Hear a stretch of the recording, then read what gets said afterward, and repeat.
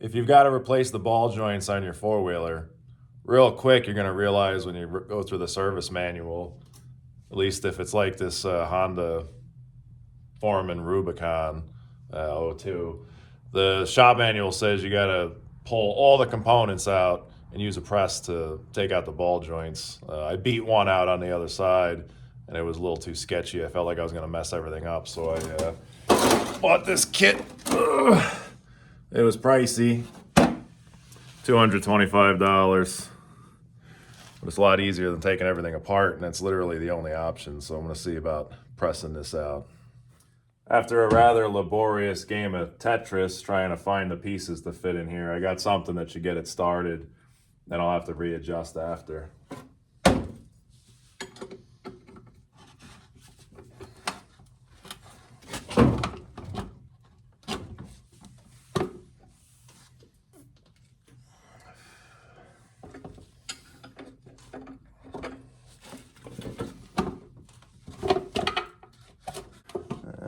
Doesn't seem happy. Let's see what's going on.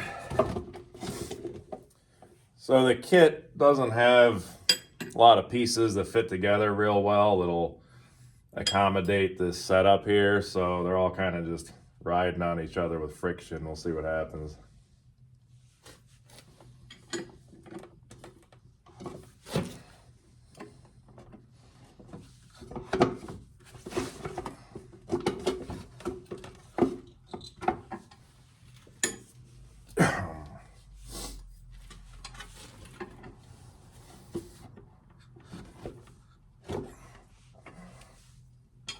We're moving.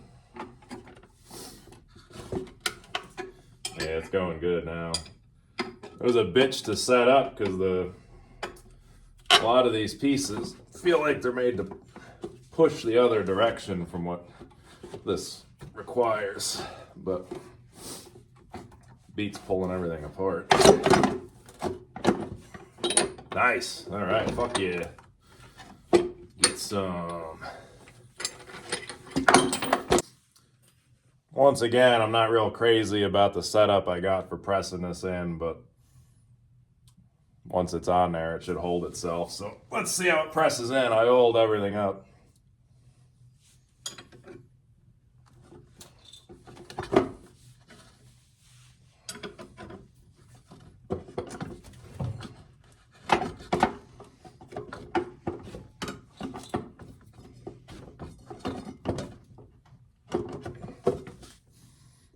That slid right in there. It's a lot easier than doing one on a truck.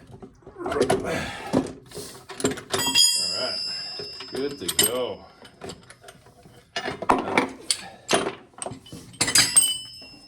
Happy with that. If you order these parts from Honda, I ordered the ball joints. They're only like $25 a piece, but they don't come with the snap rings and the nuts. Mine are fine, but point of interest. And then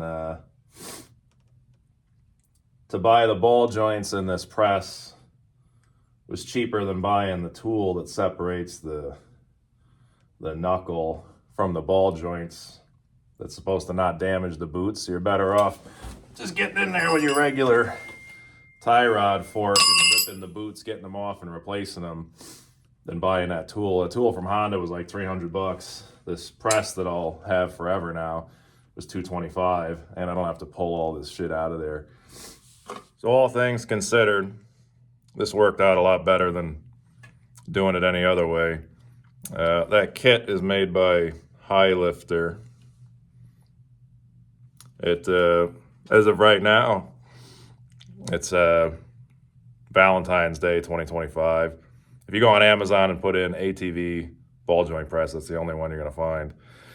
So if you're having a problem like me, it'll probably work out good for you.